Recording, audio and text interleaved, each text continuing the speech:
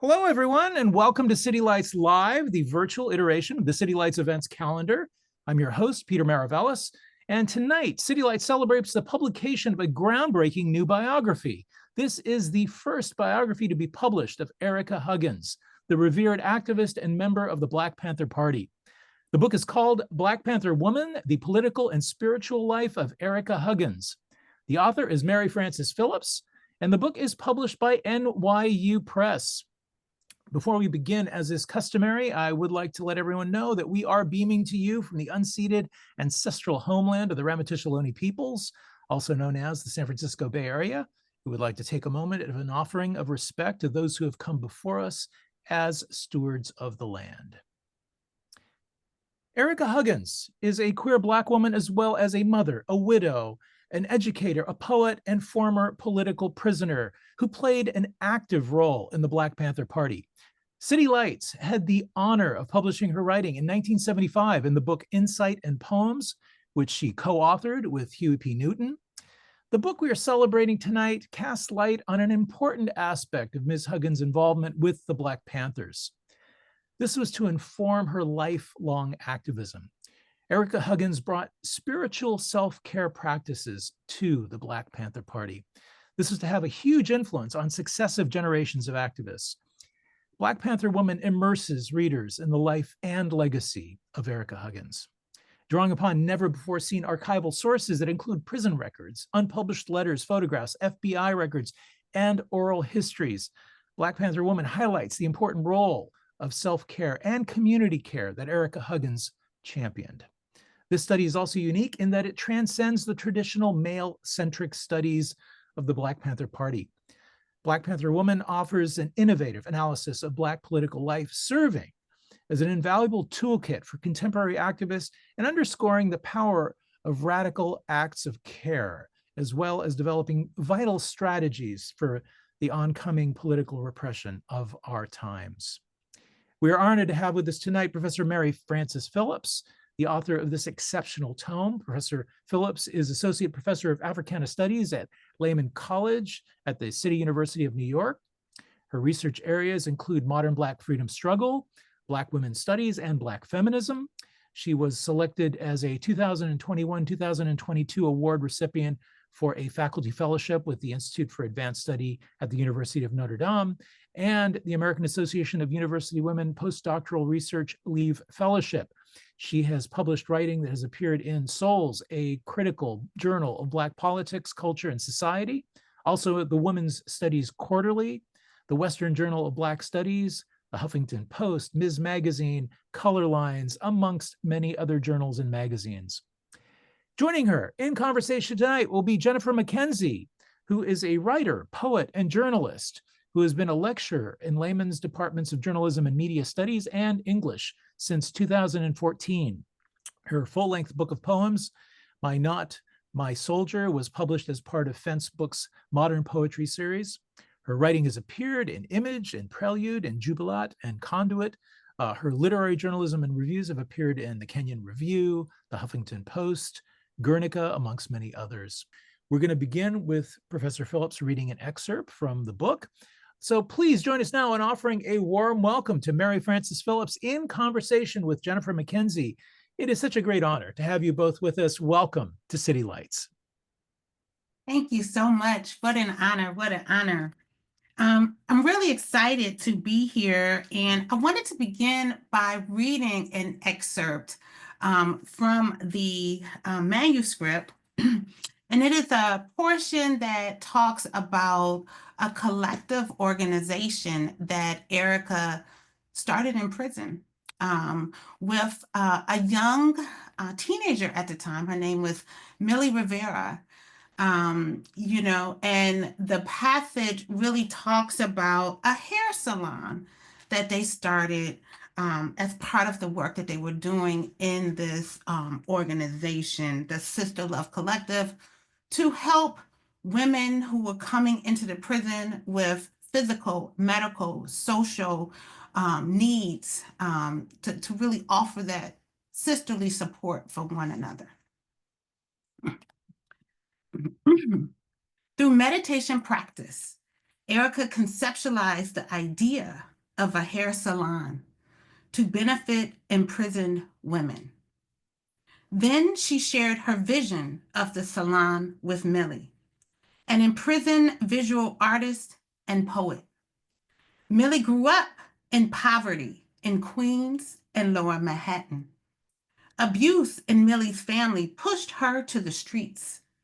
At the age of 9 or earlier, she ran away from home with her brother Ivan, both homeless. They often slept on park benches. During a confrontation, Millie stabbed someone in self-defense, which landed her at Long Lane School for Girls in Connecticut, a notorious prison for teenage girls. She entered Niantic at the age of 16 on charges of aggravated assault and theft. Unlike the Black Panthers, Maud and Jeannie, whose status as minors and political prisoners placed them in juvenile, Millie was kept at Niantic even though she was also a minor. Prison officials likely did not send Millie to juvenile, but she was not a political prisoner. Although she was only 4 feet 11, her tough nature, her big hair, and spiral tight curls made a statement, as did the tattoos that adorned her petite body. Love was tattooed on her hand, and a small heart was tattooed on her ankle. Despite her record, she exuded kindness and compassion for others, traits that she wore proudly. Her fiery personality and tender heart reminded Ericka of the Black women she grew up with in Washington, D.C. Non-judgmental, energetic, and armed with a heart of gold, she bonded with Ericka through laughter. What I loved most about her is that I could laugh with her. She was so lighthearted, and she got my wacky sense of humor, Ericka recalled. While Ericka's idea of opening a salon failed to resonate immediately with other women, Millie understood its significance and considered it a way to connect with others. Ericka recalled a conversation with Millie about a name for the salon. "We can't call it the salon," Millie asked. "Yeah, we can, for the purpose of the guards. But really, it's the love between us women, because we're all like sisters." They looked at each other. "Let's call it Sister Love," Ericka suggested. As co-founders of Sister Love, they worked together to appropriate open space in the dining room of Thompson Hall through the assemblage of chairs, towels, and hair supplies, such as combs and brushes. To build the salon, Sister Love collectively used their individual commissary to share an assortment of items, such as bobby pins, plastic combs, candy, snacks, and cigarettes with one another. By word of mouth, they disseminated the news of its launch. In a large room, women expressed intimacy as they combed, brushed, braided, curled, crimped, and straightened one another's hair. Some women sat in stackable chairs as their hairdressers stood over their heads to work on commonly requested hairstyles such as pin curls, braids, cornrows, and straight or curly locks. The salon smelled fruity from the mist of hairspray. Dana laid her head on Anna Maria's knee as she reached for more hair grease and gently finished her cornrows. Yolanda rested her arms between Wendy's thighs as she softly brushed her hair. Jennifer felt a tingle down the spine of her back as Michelle massaged her scalp with hair oil. Karen used a blow dryer to straighten Sandra's curly hair. Care-based virtues of compassion and kindness shaped the Sister Love Collective as a space of comfort and support, thus deepening the women's sense of self-worth individually and collectively. The physical environment of the hair salon evoked the concept of rival geography, used by historian Stephanie M.H. Camp to refer to formerly enslaved persons gaining mobility in the face of constraint. Camp explained that the rival geography was characterized by motion, the movement of bodies, objects, and information within and around the plantation space. She further noted that it provided space for private and public creative expression, rest and recreation, alternative communication, and importantly, resistance to planters' domination of slaves' every move. Her explanation of rival geography can be applied to the lives of incarcerated women and the significance of the Sister Love Collective's hair salon, a place of leisure and resistance, a spirit-affirming setting where the sensibility of intimate care and honest conversation blossomed. This care was rooted in restorative practices that tended to the women's inner and outer selves. The beauty pursuits appended the procedural practices of isolation and seclusion. In community, women were able to look at the state of the world by virtue of their personal encounters and observations. For some, the Sister Love Collective marked the first time they shared their personal experiences aloud. They felt comfortable disclosing confidential information about themselves on various topics, such as confrontations with the state, intimate partner abuse, poverty, elected political officials, and the sadness of being separated from their children. In their conversations, they identified those with children the state threatened to take away, those in need of legal support, and those feeling depressed or suicidal. In the group, telling stories to one another had a healing effect. Women were able to take the necessary steps to free themselves from past stories and old ways. The Sister Love Collective created a setting that equipped all the participants with the language to name and speak out against the state-sanctioned violence that typified their lives. In this respect, the women's spirits were actively affirmed as they were afforded a political education, creating the conditions for spiritual wellness that shaped much of Ericka's time with the Black Panthers in her post-prison years. Because of the spirit-affirming beauty practices that Ericka and Millie established, the salon was a time and place where women could come to find spiritual rest. Historically, storytelling played an important role in struggles for social justice.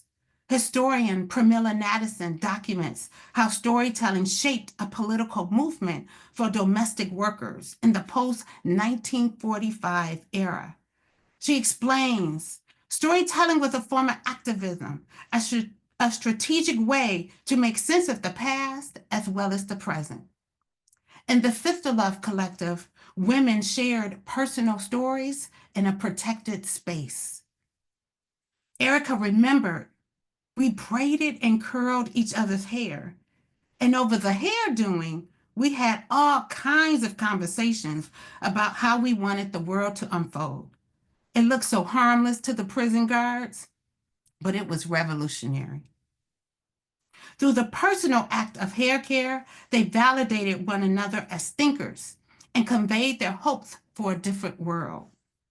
The close bonds that emerged from same-sex intimacy through hair care and conversations became essential for building a sisterhood.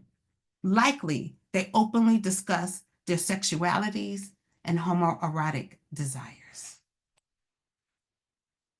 Thank you. Mary, it's so good to hear you read that in your voice and to hear all the feeling that your voice carries. And I know you've been working on this, you've been carrying this project in your heart, and so it's really good just to connect with other people's listening and to hear it in your voice. I wanted to start by asking about the idea that you talk about a little bit in that passage of spiritual wellness, and just to share, if people have not seen the cover already, you put it in the title, The Political and Spiritual Life of Ericka Huggins. So I wanted to ask if you could start at the beginning a little bit and talk about Ericka's upbringing in the church, and through that, how she came to understand the Holy Spirit and the bodily experience of God being inside her. And through that, how she came to understand authenticity as an important spiritual practice. Yes, yes, yes. So Ericka, at a very early age, was always searching for something deeper, right? Deeper than what we can see. She is more spiritual than religious. Her mother was a devout Christian and raised them in a Baptist missionary church where they went to Sunday school every week, where they were in a choir. So it was a constant engagement with the church. However, Ericka, at a very young age, recalled having, or I should say, questioning the pastor's message to the congregation. For example, she talked about how oftentimes in his message, he would talk about how people were sinners. And at a young age, she couldn't understand how she was a sinner. Like, she's a young child and she's trying to figure out, what did I do? How am I a sinner? And she felt like the pastor was teaching the, parishioners to fear God. And she felt like, why am I moving with fear? Like, I don't understand this. Like, why, am I supposed to fear God? And she questioned it. She went to her mother. She said, wait a minute, I don't understand this, and her mother said, well, he didn't mean it like that. And she's like, well, how did he mean it? I don't understand. And she would go to Sunday school and she would talk to the Sunday school teacher about this, just really trying to get some understanding. And the Sunday school teacher took it as the fact that she was getting sassy and actually kicked her out of Sunday school. And so she got reprimanded, right, from the Sunday school teacher for having any kind of questioning, right, of the messages that was in the church. So that very much moved her away or shifted her relationship with the church, right? Almost pushing her to go inward even more. I opened the book by telling the story about how she, was looking in a mirror and, she was saying, there's something deeper there. It's something deeper in my eyes. It's something deeper. And she's talking to her sister. And so the book is kind of this self-discovery and this journey of spirituality. She ended up not, as time progressed, she ended up really seeing some contradictions as well. She felt like when she saw some people outside of the church, they wouldn't speak. She noticed they wouldn't speak to her family, right? In the same way they did inside the church, right? So she's starting to notice also, as she's coming of age, a difference in how people are treating each other inside and outside the church space. And of course, she's not liking this. She's not feeling good about this. She's not feeling valued. Her father also was not really religious. And he felt like there's too many contradictions going on. There's too many hypocritical people.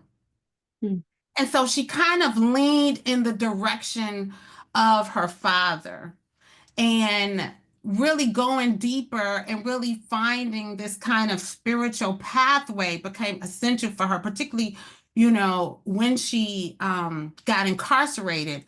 But even before that, her father was abusive because he was in the military during World War II. So he's dealing with these stressors and this trauma from being a soldier.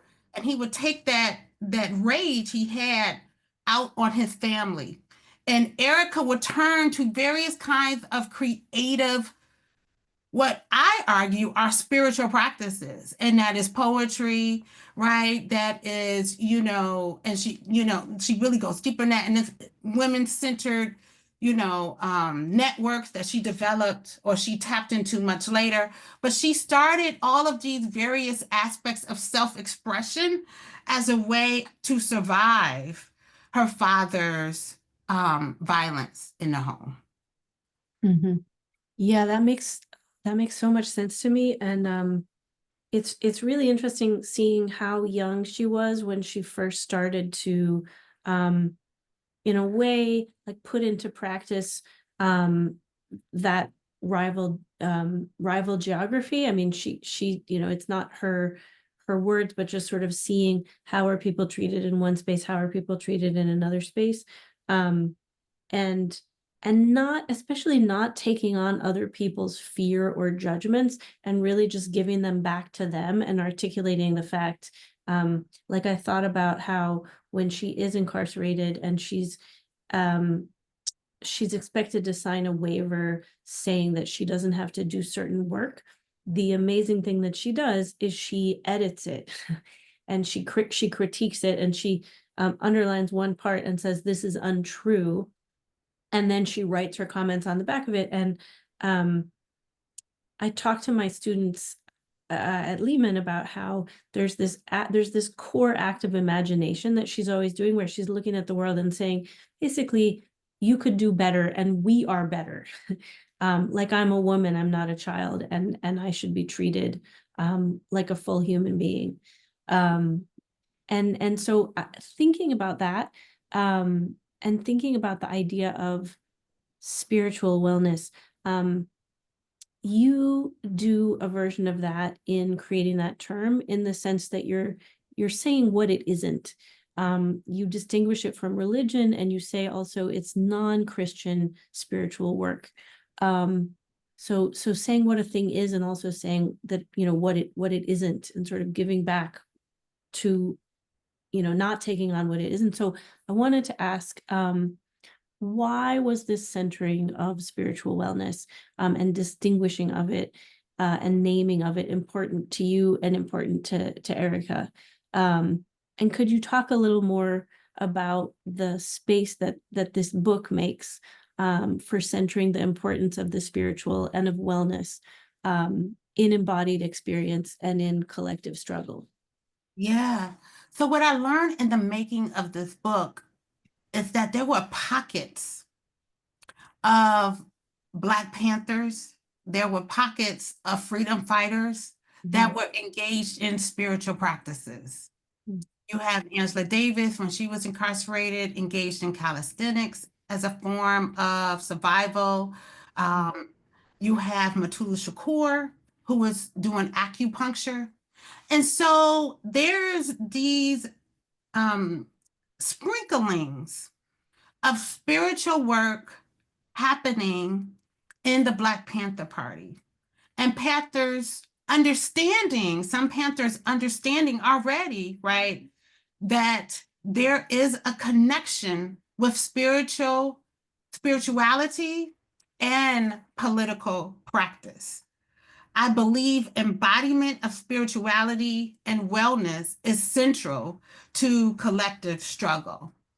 And thinking about that, I'm thinking about the mind, the body, and the spirit, which is emblematic of the work of the Black Panther Party, as we see in their community survival programs, really addressing the whole being in their community programs. And so in all of Ericka's work, spirituality is fundamental, right? And it's a part not just of her core being, it's a part of her survival, right? And so she has an understanding. Also, what's going on is you have the FBI COINTELPRO program, you have party members that are being murdered, that are being attacked, that are being brutalized, right? Yeah. As well. And there is no space, right? Because oftentimes party members would, bury their fellow comrades and then get right back to work. And Yeah. so there was a gap, right, in spirituality at a particular time, right, that Ericka needed to feel for herself to keep herself well in an environment where you are dehumanized for your political beliefs as you are fighting for the freedom of your people. So spiritual wellness to me spoke very much to the central core and being of who Ericka was, right? It's this blending of spirituality and wellness practices that really thinks about making meaning, establishing these kind of core values, particularly, in a system when we talk about prison that is designed to dehumanize, right? It is also a coping and resilient strategy. It's an alternative to violence, right? And part of the primary driver of spiritual wellness is this connection, this emotional regulation that is so central, right? And this speaks so much to the current moment that we're in today, political moment as well. And it's creating your own space in a world that is completely in chaos, right? Where you can go be with yourself, right? And really dig deeper, really work on that inner part of yourself, reflection, introspection. But that work is also tied to political action and community engagement as well, right? And really looking at this kind of holistic approach. And part of that is when I talk about going deeper, it's really being in touch with your inside self. So trusting those inner feelings, trusting those intuitions that sometimes we may not listen to, right? And as we practice it, it becomes stronger, right? And so embracing it, fully embracing it and trusting it, right, is key as well to this kind of community work. Yeah, I loved hearing that. And I love listening to how you move through different registers of language and different kinds of naming in the writing. And so like in that passage you read, it goes from being really novelistic in like how people were feeling in their bodies and then going into concepts. And I smiled when you talked about emotional regulation, because that is so much the trendy language of now. And I mean, super important, but then also talking about it in this language of inside self and inner feelings, and having that sort of flexibility and breadth of language. I wanted to ask how Ericka also did that in her survival, in her use of art. She when she is incarcerated and when she's on trial, she really goes into many different forms of writing and art. So for instance, with Connie, when she's incarcerated, and Jan, when she's on trial, can you, I'm really curious how her poetry was both a way to survive, and also to create and express love, and the way that love fused with political action and with justice seeking. Yeah. So for Ericka, poetry was this expression of freedom, expression of liberation, expression of self-identity. She called it talking to paper, right? Where when she was younger, when her father was abusive in the home, she would, put herself in a private space, and where no one could find her, where she could be alone with her thoughts and she could just be free, right? And, really talking about what she was experiencing without interruption, right? And so, it shielded her from her father's abuse. It also worked as a form of fulfillment for her. As we know, she continued, she's written so much poetry, as we know, Insights and Poems, with City Lights publishing it with Huey P. Newton, as well. But it was a way to really express her feelings. When you mention the poem that she wrote for Connie while she was incarcerated, it's one of those beautiful moments because this was in the Sister Love. Connie was pin curling Ericka's hair. And she used whatever tools was at her disposal, and that was a napkin, and wrote this beautiful poem for Connie, right? And called it Connie a Rolling Stone. And poetry was the vehicle where, it transcended racial difference.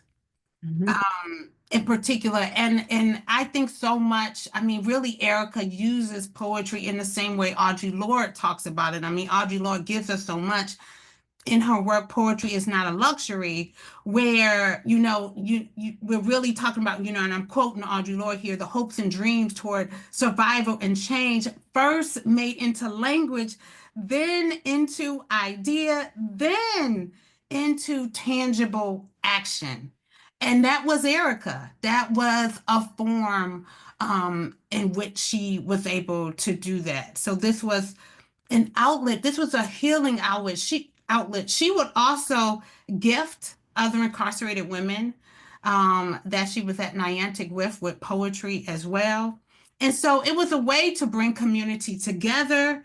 It was a way to demonstrate interconnectedness as well.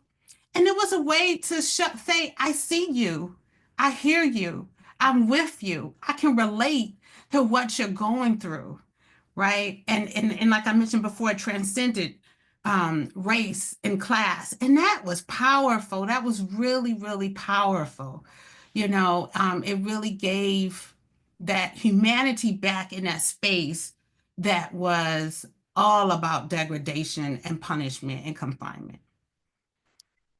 Yeah, as you were talking about that, I was thinking about the connection you made between her adolescence and starting to write poetry as a way to escape from her father's abuse. And I made this connection that I hadn't realized before to the Sister Love Collective, because you said that poetry for her, she would go, you said, where no one could find her. Yeah. And it was a kind of a shield inside of this violence that she couldn't get out of, that was connected to these bigger structures, to the military, to the violence that her father had internalized in a white supremacist society and militarized society. And I was thinking about, so I want to ask you to talk a little bit about how the Sister Love Collective operated in this way that was covert, to, it needed a kind of covertness. The women needed to hide what they were doing from the guards and from that system that was literally trying to kill them. And then at the same time, that paradox of, at the same time, being able to say to your sisters, to Ericka's sisters, I see you, I hear you, I feel you. But that paradox of covertness and connection. Yeah, no, thank you. That's a really good question. It's really amazing to me how this organizing was happening in plain sight. The correctional officers didn't view hair doing as a threat. They didn't think anything of it, but it was one of the most revolutionary things that Ericka and the other women were doing while they were incarcerated. And what is so pivotal? So Ericka's life in prison was really a turning point. I mean, this is really when she leaned into those spiritual practices and really cultivated it so much more, and building with these women when they were, when they were during that time when they were incarcerated. And what's interesting about it, so a couple of things. Many of us don't know what happened behind those prison walls, right? You know, when people are incarcerated, they're put away. It's like they're almost forgotten. And many people are familiar with the beautiful legacy and the beautiful political work of Ericka Huggins, but they have no idea what her life looked like when she was incarcerated. And so it really gives us a nice inside view of what Black Panther Party women's organizing looked like during incarceration, right? Really doing much of the same work that was being done by Panthers who were not incarcerated, extending that, right? Different circumstances, but really gives us an inside look at what this social justice work looks like in particular. And so part of what they did is they would use their commissary, right? They took a space and you know, kind of made an alternative space, or what have you, used their commissary to get, you know, we need this, we need that, what can we get together? So that's already a form of organizing and the collectivity. And they, you know, whoever were the hairdressers, you know, everybody, you know, Connie was a hairdresser in the community, right? So everyone had their roles, and it kind of went through the grapevine, right, about the salon. And so women were circled through. Some women she only saw once and never saw again. But those moments were pivotal. So you're getting your hair done, right, in a space in prison that is designed to strip your femininity. So you're building that back up on your own terms, right? So you're feeling good about yourself, which is energizing, which is revolutionary, right? It's already a critique, the work you're doing, right, against this kind of carceral system that you're in. And then you're also storytelling and in conversation, building a network, building a community. And they are talking about all kinds of things, from politics, you know, what's going on with the Panthers, you know, being separated from their loved ones, being separated from their children, and sharing all kinds of stories. You know, some women saying, look, you know, I need some bail money. You know, I'm supposed to be getting out in a couple months, but I don't have no bail money. That's an idea. So then they start organizing a women's bail fund. So this is a space where they learn about each other's needs and they work to meet those needs, right? One sister might be like, you know, I'm pregnant and I need to be connected with my family. I need some maternity clothes, you know, whatever it is. And Ericka used her platform and the connection she had with her lawyers, right? And building community on behalf of the other women that she was incarcerated with. So it was certainly a network. And part of that is building community outside, because this is a system that is being, you know, kind of put in place. And the correctional officers just had no clue. They're just looking, and it looks innocent, but it is really a pipeline to freedom making, right? It's happened.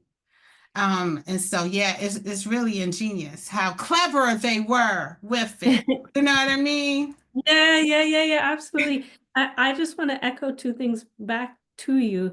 And then I think if you want to take questions from the audience as well, but in the section that you read, you talked about storytelling within the collective as a setting that they created a setting that equipped participants with the language to name and speak out against the state-sanctioned violence. In other words, really taking off the judgments that the system, like the really killing judgments that the system was putting on them. And then talking about saying that they were talking about how we wanted the world to unfold. And it wasn't just theoretical, because they were literally all the verbs that you said, curling and twisting and straightening, and they were making the world literally, so words and making with the hands together.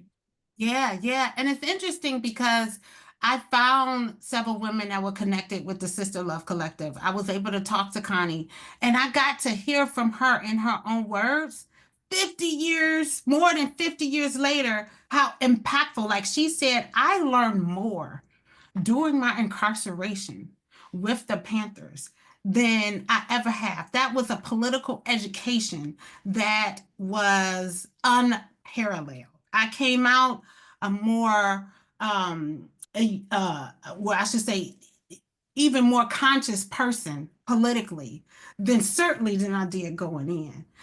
To the point where she thought she was incarcerated longer than she was. Her prison record showed that she was incarcerated for like a month. She felt like she was there much longer. She said, "Was it only a month?" You know what I mean? And so, it's really interesting, and the emotions that came from it. I mean, I really felt like, and this is part of the embodiment piece, right? I really felt like talking to the women I was able to speak with, that I was there through their stories. It was so palpable. Yeah, the beautiful connection between the past and the present, and carrying it forward into the future. I wonder if Peter would like to pose some of the questions that people have been offering. Yeah. So everyone, please do post your questions in the chat. I think what struck me about the book, I'll throw in a couple little comments before people, give them a chance to post stuff.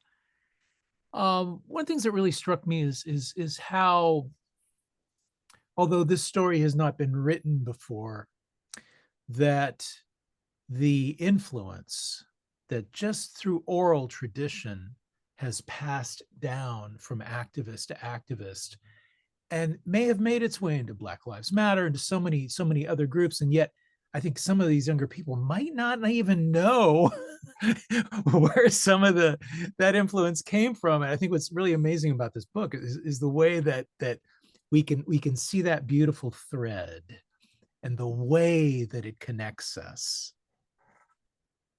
Yeah. No, that was really important for me. I'm an oral historian, so, I use a collective set of sources, with my oral history. So of course I'm looking at archives and all kinds of sources as well. But it's something about oral history that cannot be replaced, right? You get to hear those moments of silence, right? You're really listening.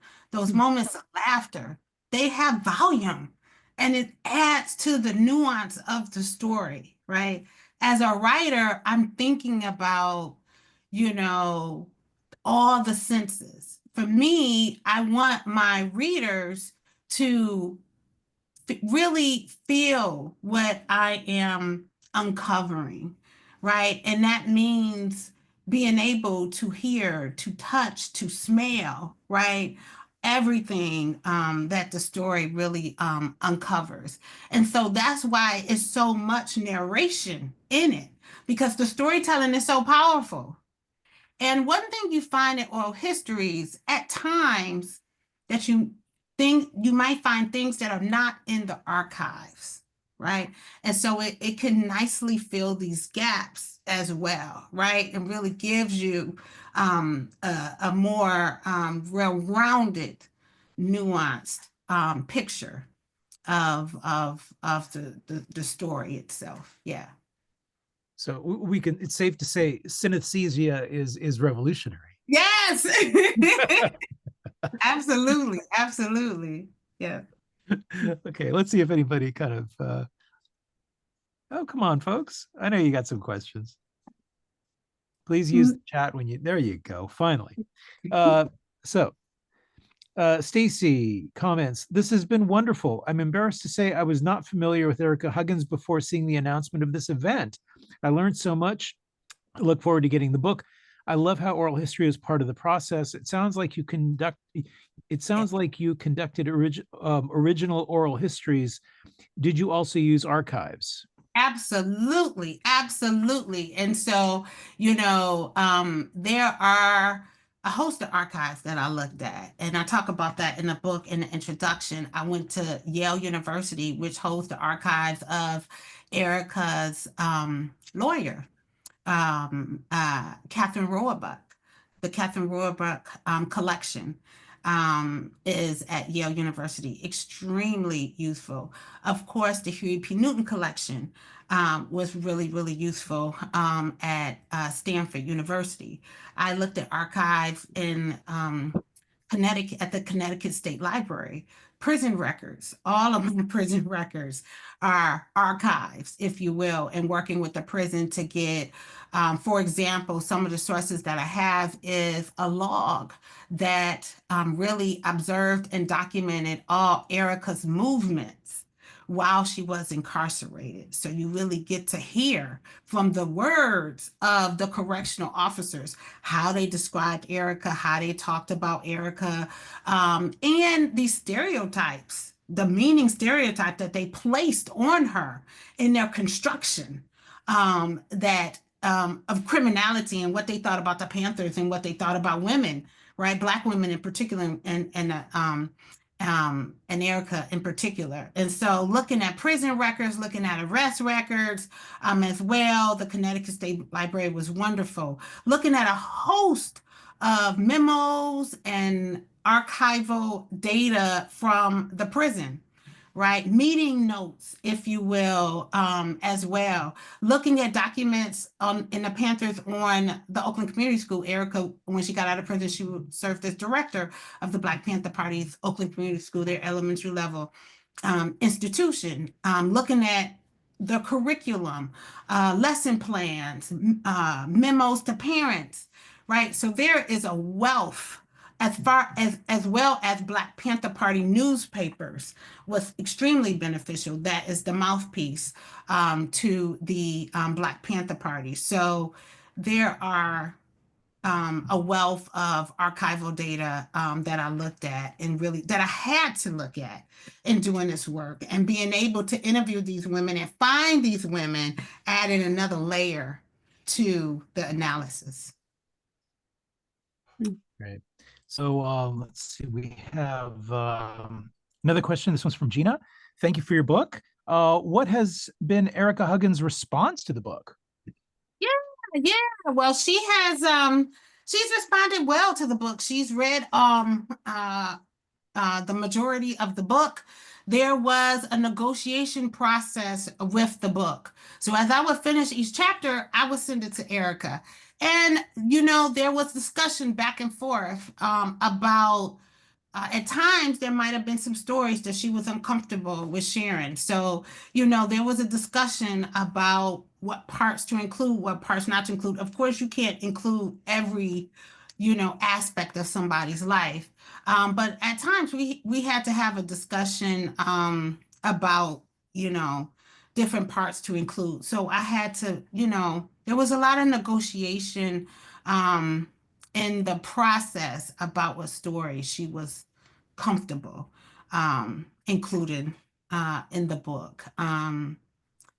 So my analysis, my historical interpretation, my lens, my historical training, with close consultation with working with Ericka. So she has responded well. She loves the cover. Stephen Shames, historic photo of Ericka Huggins.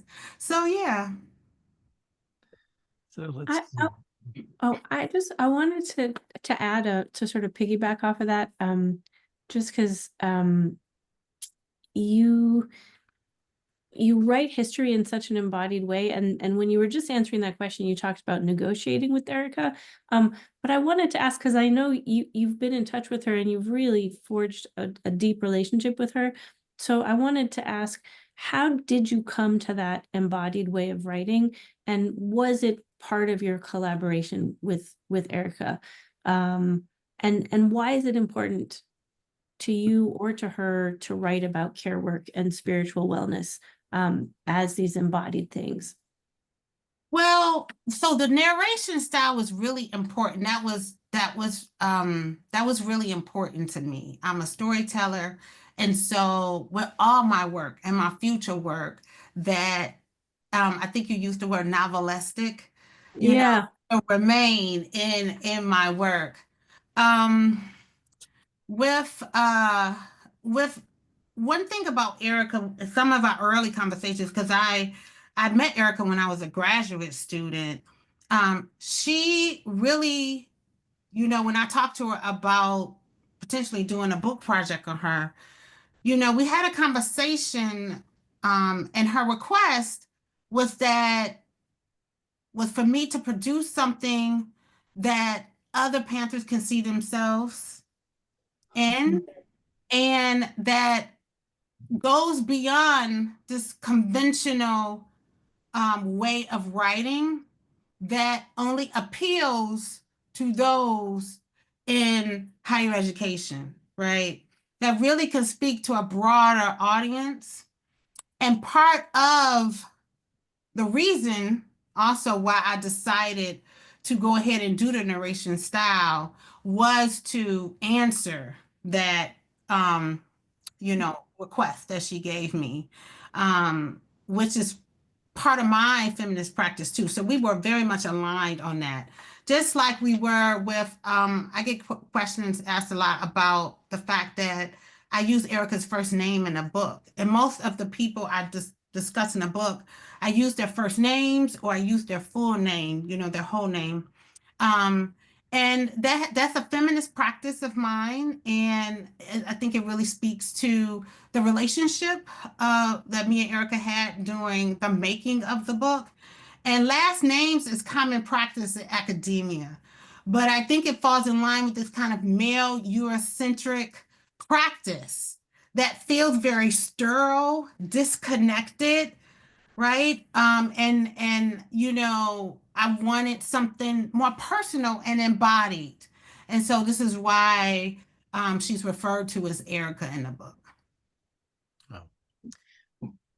Let's see. Milty Leonard says, I too was very ignorant coming in, but I was poleaxed by the introduction with the quote from Tony, "Are you sure you want to be well? After the past election, what is happening now in this country? I cannot get over the feeling that the people in this country have responded with a resounding no.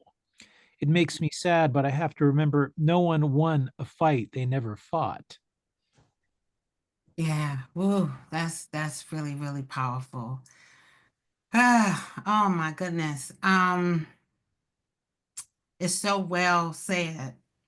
And I just hope that this book, I really see this book as a toolkit for activists, for students, for the community, for organizations, for the youth, right, on how to take care of ourselves, particularly as women, as people of color, as those of us that are part of marginalized communities. Being well is all we have. And understanding that that is intricately tied to political engagement. Like you can't separate the two. I think it's part of the larger core message that is really, really important. And, I would say very early in my studies, I was not learning about this kind of self-care work that was tied to political struggle. And as I dug deeper, I learned that there was this slow emerging thread, right? And being able to continue to dig deeper and look at the work and how that is tied to liberation, how that is tied to our health and wellness, becomes key. And so I just hope for those of us who do want to be well, there's a nice portion of those who do want to be well, right? Even though the presidential election did not fall on our side of those of us who do want to be well, that this book could serve as a part of that work. And I'm moved to say amen. amen.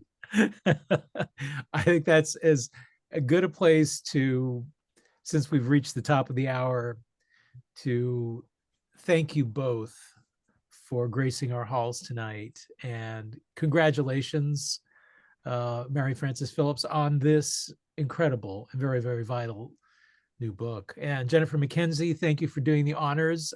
Very, very thoughtful throughout. Means a great deal. Yes. Thank you. Thank you so much. It's really been an honor. And I want to thank all of you in the audience for joining us tonight. Thank you for your questions. We still had a couple little comments there. A lot of love in the room. Thank you, Jennifer. Thank you. Thank Yeah, you. thank you. Thank you, Peter. Thank you, Mary. See you, Mary. See you when you come back around. And yeah. Bye. Bye, everyone. Have a good night.